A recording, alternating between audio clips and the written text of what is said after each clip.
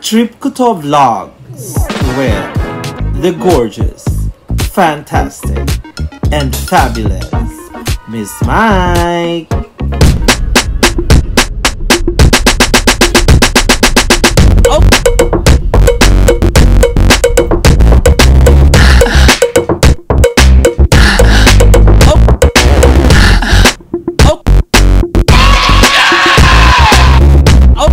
Hello guys, good morning. Welcome to my channel, and it's another day here in Canggu, Bali. So today guys, I'm gonna be roaming around the area.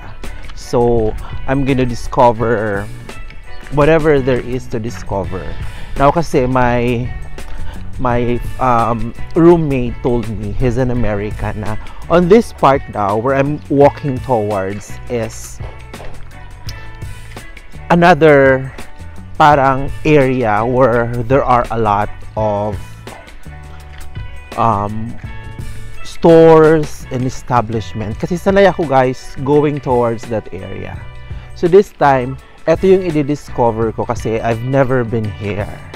So titignan natin kung anong mga meron doon, tapos I'll vlog about it. I'm gonna tell you about it. So guys, point out ko lang na here in Bali, kung parang it may seem na walang masyadong ganap, like where you're in Bangkok, na there are a lot of specific tourist spots, like punta ka ng Wat Arun Temple, punta ka ng Wat Po Temple, punta ka ng MBK Center, punta ka ng Siam Paragon or Icon San. Dito parang ang specific tourist spots lang na kung iisipin mo is parang the beach, tapos waterfalls. Pero the difference is yung Bali kasi, the whole of it is already is already a tourist spot in itself. So as what you can see, the villas are tourist attractions, the rice field are tourist attractions, all of it. So every corner is a tourist attraction. Hindi katulad sa ibang lugar na specific yung mga tourist attraction. Dito parang ang mangyayari is daily vlog. So what I do, what I see, what I discover is actually worth vlogging about. So yun yun guys. So while I'm walking, tingnan nyo na lang yung mga palibot ko, because they are very picturesque, they are very beautiful, ganon. So as I walk along, I will be showing you what I see para ma-share ko sa inyo, okay?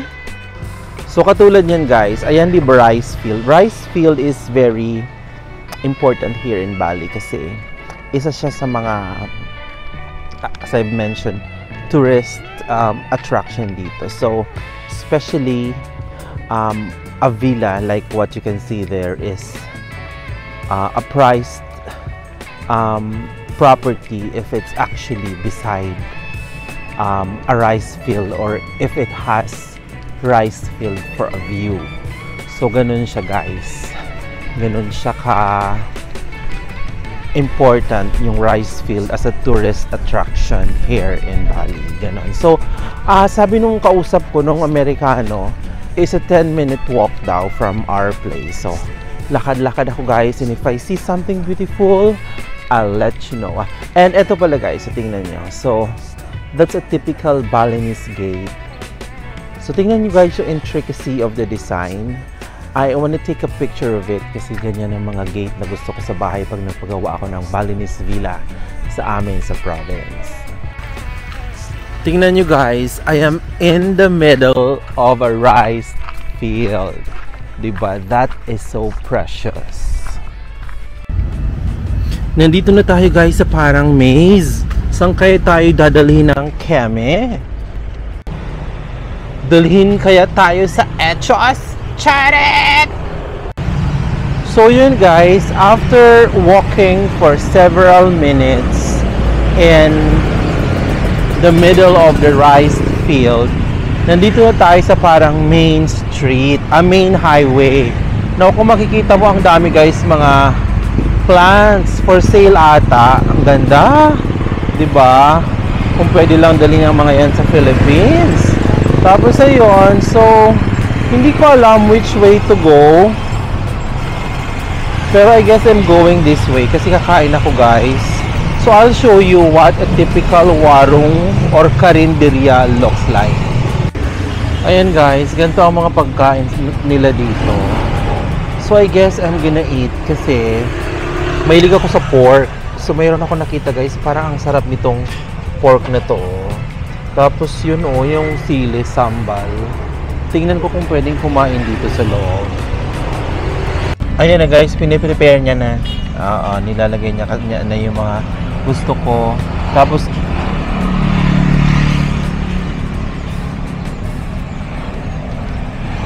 ayan guys, kasi pa konti-konti lang yan. And then same.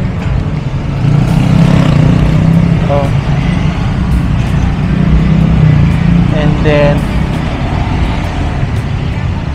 ayan guys, kasi nga di ba mahirap ang mga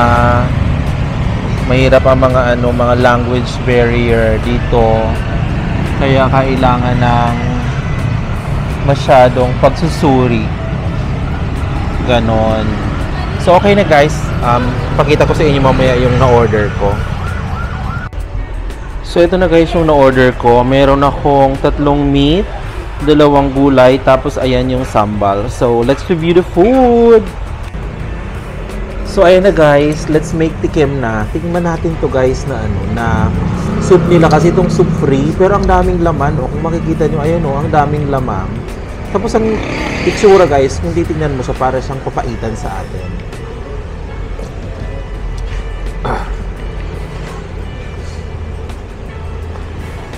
Masarap siya guys kasi maanghang. Wala lang siyang asim para maging close to papaitan ang atake. Ganon. So tikman na natin to guys na kasi guys, bihira dito yung pork. Kahit lahat chicken saka beef. So mabuti nga meron akong nahanap na pork. So tikman na natin kung ano to guys kasi para siyang mga afritada ang dating sa atin.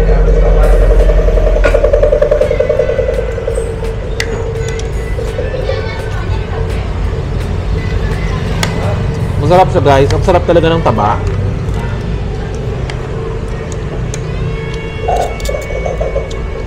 Tapos tikman natin tong veggies.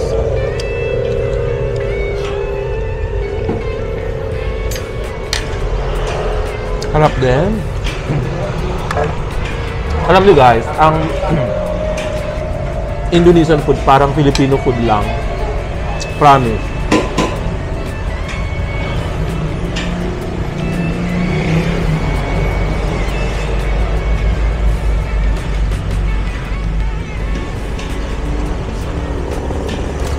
The way they cook it, yung mga ingredients, Pinoy na Pinoy. Tapos ito guys na sambal, masarap sa kanya kasi may lasa siya. So, pwede mo siyang i-ulam alone. Ganun sa kabongga.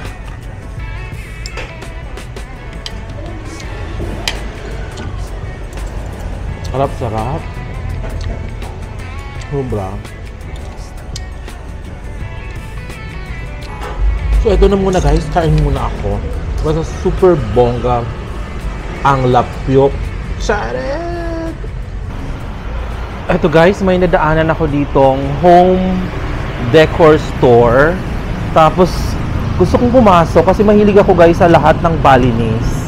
So, I wanna ask if I can take videos of the store inside. Ayan guys, so ang ganda ng mga lamps. Let's check kung pwede tayong mag-video sa loob. It's a dream destination for me guys. Tingnan nyo yung mga lights. Yung mga lamps yung mga lamps. And the colors of the pillows. Ayan. Tapos itong mga decor na mga wooden. Parang mga decor. Ang gaganda. Super wala akong masabi. Ito guys, oh, ang color ng mga pillows, oh, super. Tapos yung mga lamps. This is a beautiful, beautiful place. Ayan, oh, mga lamps. Tapos, this one, the Buddha. Ang ganda niyan sa bahay. Super. Tapos ito mga, tingnan ko nga to. Kung sa bahay to or sa leeg. Ito guys, mga bags, oh. Mga native bags. Tapos, ayan, mga lamps na tela. Ganda. Dito din guys, oh, ang ganda ng mga lamps. Naluloka ako. Parang gusto kong umiyak. Ito parang yung mga nasa door handle ata to. Ayan, oh, merong door handle with a cross. Ayan, oh, yun yung cross guys. Ito ang gandang door handle to, oh, cross. Tingnan nyo, oh, ayan, oh. Ito naman guys, mga vases, oh. Very affordable lang siya, 185. Super mumura niya nan guys, 235. As in, super mura niya na. Hindi pa aabot ng 1,000. As in. So, I'll put the conversion later. Itong 185 na to. Kasi sobrang mura niya. As in. Super ganda guys. Wala akong masabi sa mga decors dito. As in. Sobrang mumura niya pa, oh. Tingnan nyo na lang yan guys. So, ayan, oh. 250,000 RP lang siya, rupiah. So, ano lang siya, mga around 1,000 pesos lang siya. So kung magpapagawa ka pala talaga ng bahay, dito ka na pumunta sa Bali at dito ka mamili. Kasi kung sa Pilipinas, so, nako, yung 250,000 rupiah equivalent to 1,000 something, nako, that is around 5,000 na kung sa Philippines ka bibili. I'm telling you guys. Ito po guys, oh, itong horse, oh. This is only for 395 rupiah. Tapos ayan guys, na malaki na yan, na lamp na yan. Meron ako niyan sa bahay, yung pinakamaliit lang. Ganyan na ganyan, pero nabili ko sa Shopee, hindi pa nga ata 1,000. So yun guys, this is a paradise for me kasi mahilig ako sa home design. Super! Ito na guys, oh, bedroom setup. Super ganda, as in. Kita nyo yung chair na yan. Yung chair na yan guys, that is very special for me kasi nung buhay pa yung lolo ko sa father's side, si tatay, bata pa sila noon, kaya pa nilang magtrabaho.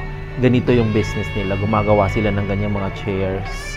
Unfortunately, wala kaming naitago ni isa na ganyan nagawa nila.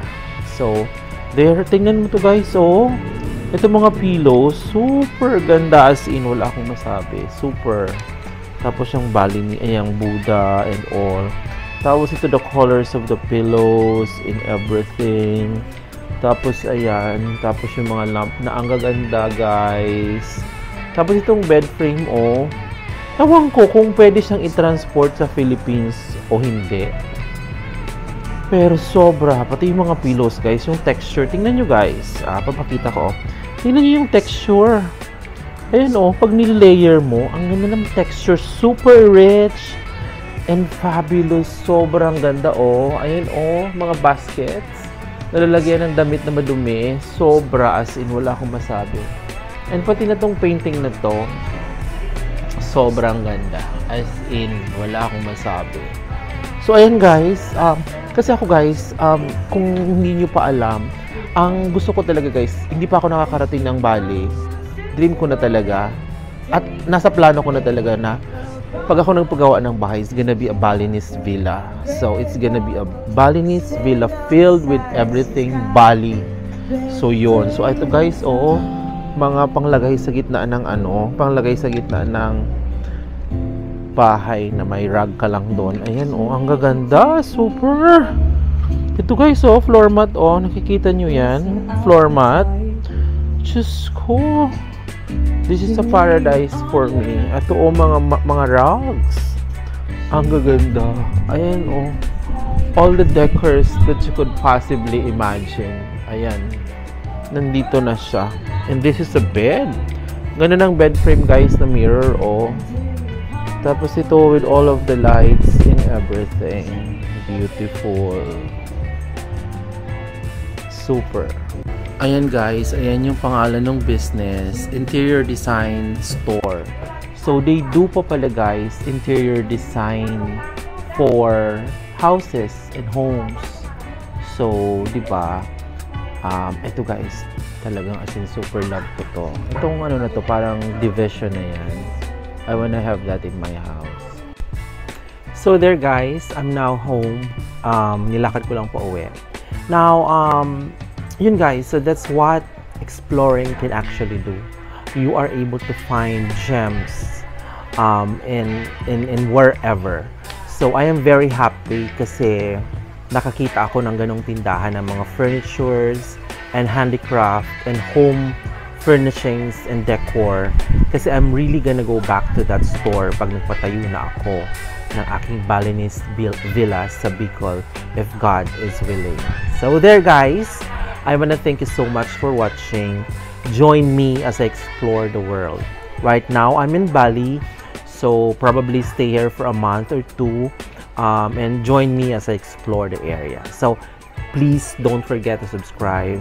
Kailangan ko po yan, kailangan ko ng inyong suporta at magpapasalamat ako ng malaki. Thank you so much. Have a great day and God bless. Mama!